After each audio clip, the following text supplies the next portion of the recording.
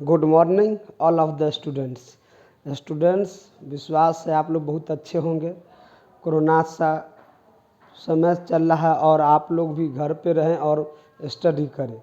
तो आगे जो है हम जो लेसन 5 पृष्ठ रसायन पढ़ रहे थे, पृष्ठ रसायन का ही जो है आगे का जो क्लोराइड का जो वर्गीकरण हम पढ़ रहे थे। क्लोराइड के वर्गीकरण में नंबर 1 पढ़े थे दिखावट के आधार पे, और नंबर 2 हम पढ़े थे मतलब जो है प्रक्षिप्त कणों के अन्योन्य क्रियाओं के बारे में। अब नंबर 3 जो हम स्टडी जो कर रहे हैं वह नंबर 3 आप यहाँ पे स्टडी करेंगे, प्रक्षिप्त प्रावस्था के कणों के आधार पर आधारित वर्गीकरण, प्रकार के आधार पर आधारित वर्गीकरण। तो प्रक्षिप्त प्रावस्था के कणों के प्रकार के आधार पर क्लोराइड को निम्न वर्गीकृत किया गया है। नंबर 1 बहुआण्विक क्लोराइड, नंबर 2 बृहदान्विक क्लोराइड, और नंबर 3 सहचारी क्लोराइड जिसको हम बोलते हैं मिसेल। तो नंबर 1 हम स्टडी कर रहे हैं बहुआण्विक क्लोराइड, जिसको अंग्रेजी में बोलते हैं मल्टी मॉलिक्यूलर क्लोराइड। अब नाम से ही पता चल रहा है बहु का मतलब क्या, बहुत, और आणविक मतलब क्या, अणु, बहुत सारे अणु, और क्लोराइड मतलब जिस क्लोराइड में बहुत सारे अणु हो उसको हम क्या बोलेंगे, बहुआण्विक क्या कहेंगे, क्लोराइड कहेंगे। तो बहुआण्विक क्लोराइड है, ठीक है। अब इसका परिभाषा क्या है, आप यहाँ पे देखिए, विलीन करने पर किसी पदार्थ के बहुत से परमाणु या लघु अणु मतलब छोटे अणु एकत्रित होकर पुंज जैसी संरचना बनाते हैं जिनका आकार क्लोराइडी सीमा में होता है। इस प्रकार प्राप्त स्पीशीज बहुआण्विक क्लोराइड कहलाते हैं। मतलब जब किसी पदार्थ को अगर विलीन मतलब घुलाया जाए तो घुलाने के बाद या तो परमाणु या छोटे अणु आपस में एकत्रित होके और क्लोराइड के आकार के तुलना में थोड़ा कम या क्लोराइड के आकार की ही समतुल्य पुंज का संरचना का क्या करते हैं, मतलब संरचना का निर्माण करते। इस प्रकार प्राप्त स्पीशीज बहुआण्विक क्लोराइड कहलाते हैं। उदाहरण, गोल्ड सॉल में अनेक परमाणु युक्त भिन्न भिन्न आकारों के कण में हो जाते हैं। मतलब सोना को जब रखा जाता है तो बहुत सारे सोना परमाणु आपस में एकत्रित होके और जो है एक क्लोराइड का निर्माण कर दे, इसको हम बोलते हैं मतलब गोल्ड सॉल। क्या बोलते हैं, गोल्ड सॉल। तो पूछेगा गोल्ड सॉल किसका उदाहरण है, तो गोल्ड सॉल जो है बहुआण्विक क्लोराइड का क्या है, उदाहरण है। अगला है न, इसी का उदाहरण नंबर 2 सल्फर सॉल। तो सल्फर सॉल में 1000 या उससे भी अधिक S8 अणु वाले सल्फर उपस्थित होते हैं। आप जानते हैं सल्फर S8 के रूप में अणु में पाया जाता है। तो जब इस सल्फर को रखा जाता है तब बहुत सारे सल्फर आपस में एकत्रित होके और क्लोराइड का निर्माण कर लेते हैं, जिसको हम बोलते हैं सल्फर सॉल। तो सल्फर सॉल किसका उदाहरण है, बहुआण्विक क्लोराइड का क्या है, उदाहरण है। अगला जो नंबर 2 हम पढ़े बृहदान्विक क्लोराइड, जिसको हम बोलते हैं मैक्रोमोलिकुलर क्लोराइड, मैक्रोमोलिकुलर क्लोराइड्स कहते हैं।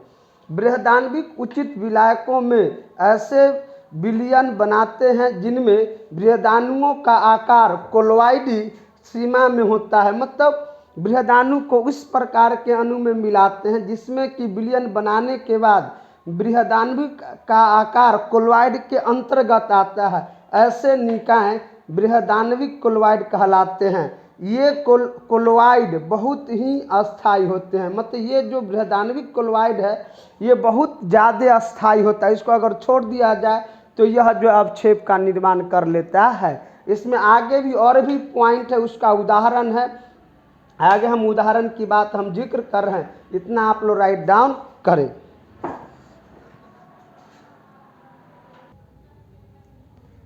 चलिए स्टूडेंट्स, आगे जो है एक पॉइंट बचा था, वह प्राकृतिक रूप से पाए जाने वाले बृहदान्विक क्लोराइड के उदाहरण स्टार्च, आलू में जो पाया था स्टार्च हो गया, सेलुलोज हो गया, प्रोटीन हो गया, और इंजाइम एवं मानव निर्मित बृहदाणु हैं पॉलीथीन, जो हम लोग पॉलीथीन यूज करते हैं, नायलॉन, पॉलिस्टीरीन, संश्लेषित रबर इत्यादि जो है वह किसका उदाहरण है?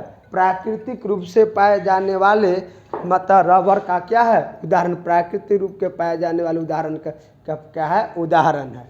उसके बाद है सहकारी कोल्वाइड, जिसको हम बोलते हैं मिसेल। क्या बोलते हैं? मिसेल।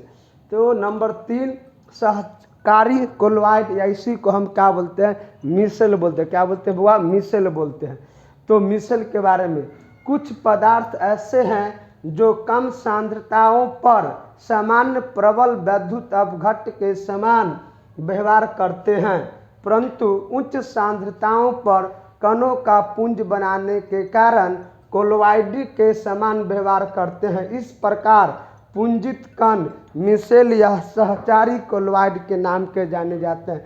मिसेल या सहकारी कोल्वाइड के रूप में जाने जाते हैं। ठीक है। उसके बाद है मिसेल केवल एक निश्चित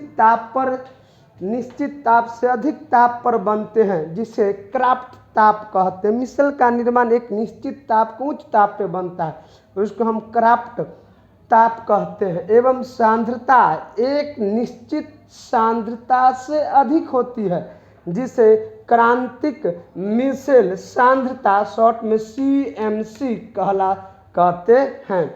मतलब मिसेल का निर्माण एक निश्चित ताप से अधिक ताप पे होता है, जिसे हम क्राफ्ट ताप कहते हैं। एवं सांद्रता एक निश्चित सांद्रता के अधिक होती है, तब होता है, उसको हम बोलते हैं क्रांतिक मिसेल ताप। क्या सांद्रता? क्रांतिक मिसेल सांद्रता CMC कहते हैं। उदाहरण साबुन एवं संश्लेषित अपमार्जक, मतलब साबुन, जितना भी साबुन है सभी एक प्रकार का जो है सहकारी कोल्वाइड या मिसेल का निर्माण करता है, या जितना भी सर्फ है जिसको बोलते हैं परिमार्जक या अपमार्जक, वो भी एक प्रकार का सहकारी या मिसेल कोल्वाइड का क्या है? उदाहरण है।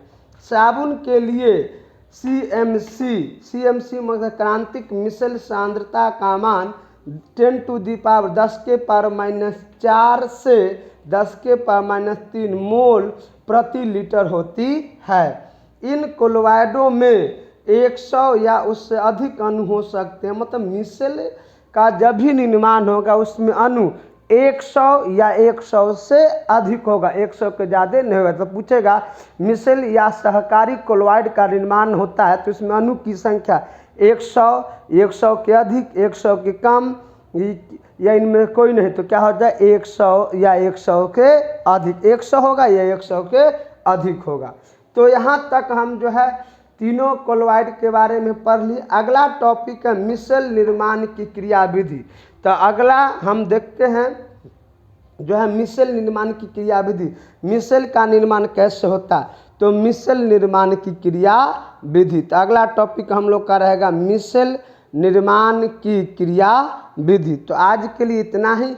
अगले वीडियो में फिर हम जो है मिसेल निर्माण की क्रियाविधि के साथ चालू करेंगे।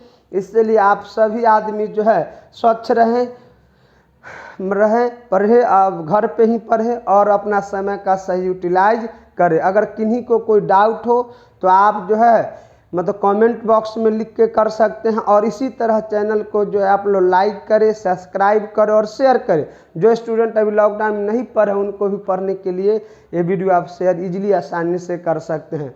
इसी तरह आप लोग जो चैनल को सब्सक्राइब करते रहें, हम आप लोग को जो है इसके और भी बेटर करने का प्रयास करेंगे। तो आज के इतना ही, फिर मिलते हैं अगले क्लास में। धन्यवाद। Good evening.